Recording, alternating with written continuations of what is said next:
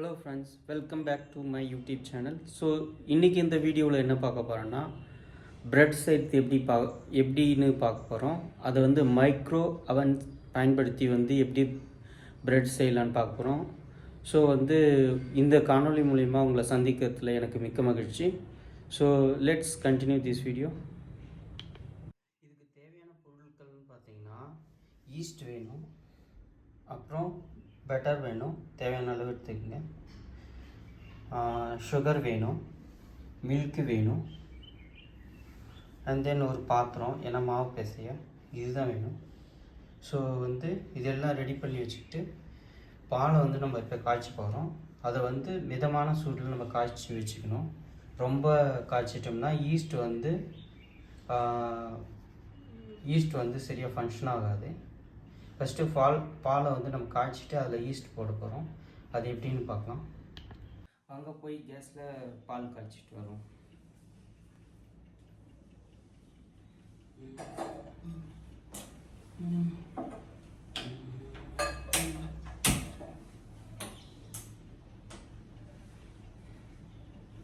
லைட்டாக தான் சூட் பண்ணணும். ஒரு மிதமான வெப்பநிலையில் நம்ம எடுத்துக்கணும். ரொம்ப பால் காய்ச்சிட்டோம்னா அது ஈஸ்ட்டு சரியாக ஃபார்ம் ஆகுது, உங்களுக்கு ப்ரெட்டும் செய்ய முடியாது. ஸோ ஈஸ்ட் எதுக்காக நம்ம ஆட் பண்ணுறோம்னா, அது பாலில் மிக்ஸ் ஆகி சுகர் ஃபஸ்ட்டு பால் காய்ச்சி அதில் சுகர் போடணும். சுகர் போட்டு அதுக்கப்புறமா ஈஸ்ட் போடணும். சுகரை யூஸ் பண்ணி தான் ஈஸ்ட் வளரும். ஸோ அதுமாரி ஒரு மாதிரி நொதிச்சல் மாதிரி ஏற்படும். அதுக்கப்புறம் பார்த்தீங்கன்னா அதுக்கு ஒரு 5 மினிட்ஸ் அல்ல 10 மினிட்ஸ் நம்ம விட்டு ஈஸ்ட் நம்ம அதுக்கப்புறம் ஆட்டா மாவு ஆட் பண்ணலாம். அதாவது கோதுமை மாவு நான் ஃபஸ்ட்டு அதை என்னென்ன பொருட்கள் தேவைன்னு காமிக்க சொல்ல நான் உங்களுக்கு ஷோ பண்ணேன். பட் ஆனால் நான் அதுக்கப்புறம் ஆட் பண்ணுவேன். ஸோ அது எப்படின்னு நான் காமிக்கிறேன்.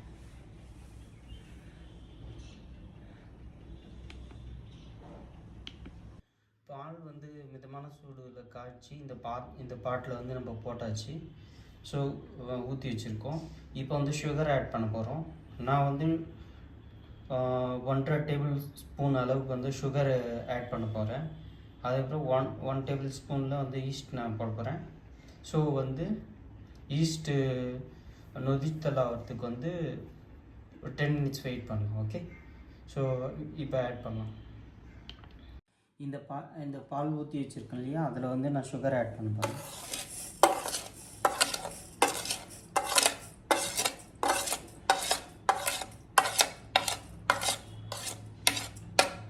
சுகர் ஆட் பண்ணிவிட்டு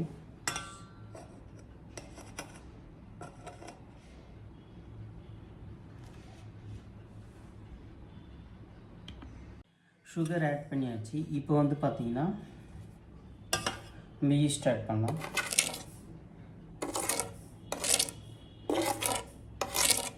அதிகமாக ஆட் பண்ணிட்டீங்கன்னா கசக்கும். ஸோ நீங்கள் கொஞ்சமாக ஆட் பண்ணுங்கள். கொஞ்சமாக தான் ஆட் பண்ணணும். ஈஸ்ட் அதிகமாக ஆட் பண்ணிங்கன்னா கசக்கும். ப்ரெட்டு செஞ்சிட்டிங்கன்னா மேக்ஸிமம் 1 ஸ்பூன் அந்த மாதிரி பார்த்துங்க. அதிகமாக ஆட் பண்ணாதீங்க. ஸோ இன்கேஸ் உங்களுக்கு ஈஸ்ட் அதிகமாகிடுச்சுன்னா அது ஓகே. அது எப்படி பண்ணுறதுன்னு பார்த்தீங்கன்னா, கொஞ்சம் மில்க் பவுடர் அந்த மாதிரி எதனா சேர்த்து ஆட் பண்ணிங்க. அப்போ ஓரளவுக்கு அட்ஜஸ்ட் ஆகிடும். ஸோ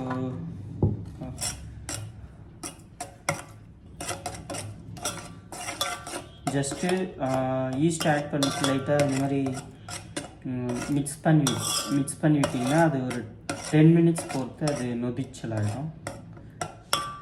அது நொதிச்சிட்டு உடனே நான் உங்களுக்கு எப்படின்னு காமிக்கிறேன். Let's wait for 10 minutes.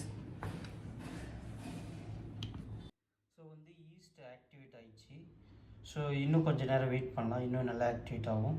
So அதுக்கப்புறமா நம்ம என்ன பண்ண போகிறோம்னா, கோதுமை மாவு ஆட்டா பவுடர் இதில் ஆட் பண்ண போகிறோம். ஆட் பண்ணி தேவையான அளவுக்கு ஆட் பண்ணி அதுக்கப்புறம் நல்லா பிசைஞ்சு 2 ஹவர்ஸ் நம்ம வெயிட் பண்ணோம். ஏன்னா அது ஒரு மாதிரி அது ப்ரெட் சேர்த்துக்கான பதம் வந்து வர்றதுக்கு டைம் ஆகும். ஸோ அதுக்காக நாம் ஒரு 2 hours வெயிட் பண்ணோம். ஸோ ஆட்டா மாவை பிசைஞ்சு பிசையத்தை எப்படி காமிக்கிறோம், பிசைஞ்சு எந்த பதத்தில் வந்து நம்ம இது பண்ணணும்னு. So let's wait. So yeast வந்து ஆக்டிவேட் ஆகிறதுக்கு 10 minutes ஆச்சு. அது வரைக்கும் என்ன பண்ணுறதுன்னு யோசித்தேன்.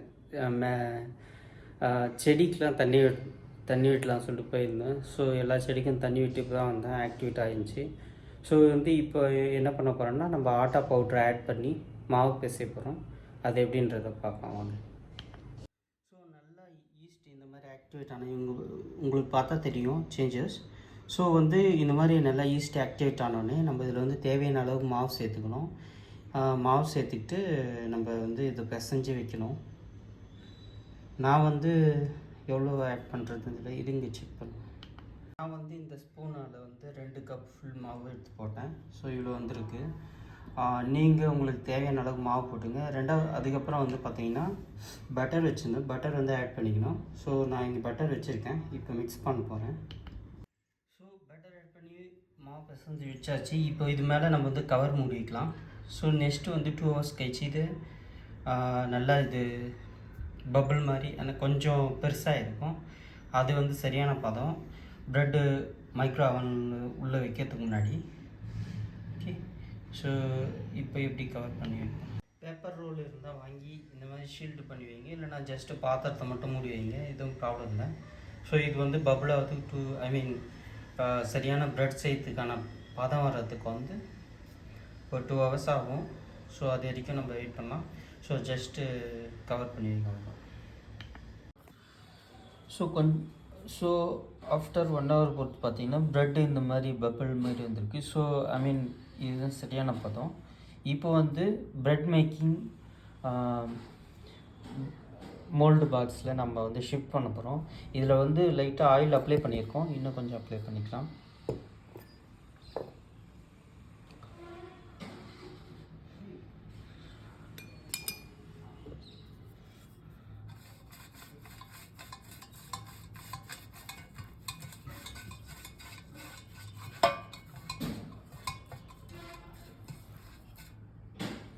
இந்த மாதிரி ஆயில் அப்ளை பண்ணுறதுனால என்ன யூஸ்ன்னு பார்த்தீங்கன்னா வந்து ப்ரெட்டு வந்து குக்காக சொல்ல வந்து சைடில் வந்து ஸ்டிக் ஆகாத இருக்கும்.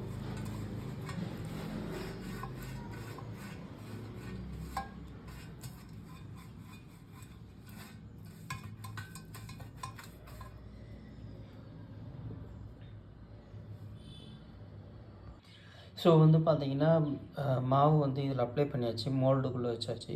ஸோ வந்து பார்த்திங்கன்னா நீங்கள் ஆயில் பதிலாக பட்டரை யூஸ் பண்ணிக்கலாம். பட்டர் யூஸ் பண்ணால் சூப்பராக வரும். அதே மாதிரி வந்து இன்கேஸ் உங்களுக்கு கீ இருந்துச்சுன்னா கீ கூட யூஸ் பண்ணல. இது வந்து அப் டு உங்கள் விஷ் தான்.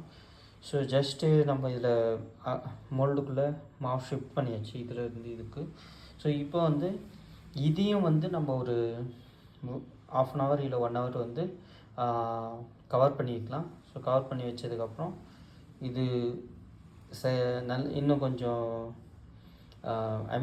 அந்த பதம் ப்ரெட்டு மைக்ரோ ஓவனில் வைக்கிறதுக்கான பதம் வந்தோடனே அதுக்கப்புறம் வைக்கலாம்.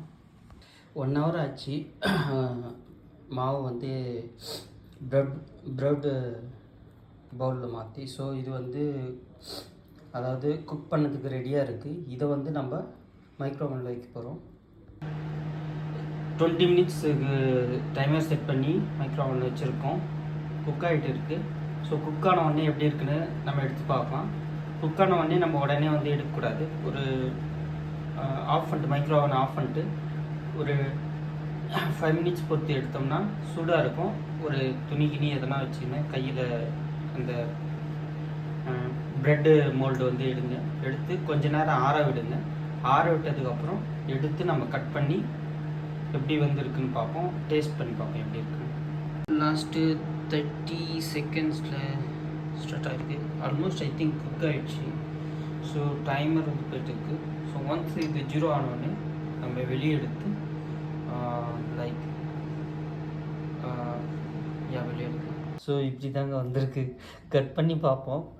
இப்போ ரொம்ப சூடாக இருக்குது. ஸோ கொஞ்ச நேரம் பொறுத்து கட் பண்ணி பார்ப்போம் எப்படி வந்திருக்குன்னு. ஸோ ஜாம் இருக்குது. ஜாம் கூட நம்ம டேஸ்ட் பண்ணி பார்ப்போம் எப்படின்னு சொல்கிறேன். ஸோ வந்து பார்த்திங்கன்னா ப்ரெட்டு ரெடி, ஜாமே இருக்குது. டேஸ்ட் பண்ணி பார்த்துட்டு எப்படி இருக்குன்னு சொல்கிறேன்.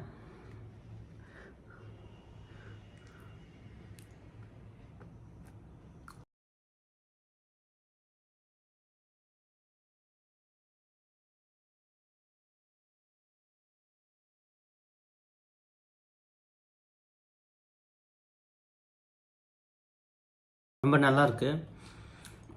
நான் ஏற்கனவே ப்ரெட்லாம் செஞ்சுருக்கேன். இன்றைக்கி வீடியோ மேக் பண்ணி இதை எக்ஸ்பிளைன் பண்ணணும் தான் இன்றைக்கி செஞ்சேன். நல்லாயிருக்கு, ஆனால் ரொம்ப நல்லாயிருக்கு. நீங்களும் வீட்டில் ட்ரை பண்ணி பாருங்கள். கமெண்ட்டு, இந்த வீடியோ பற்றின கமெண்ட்டை கமெண்ட் செக்ஷனில் பதிவிடுங்க.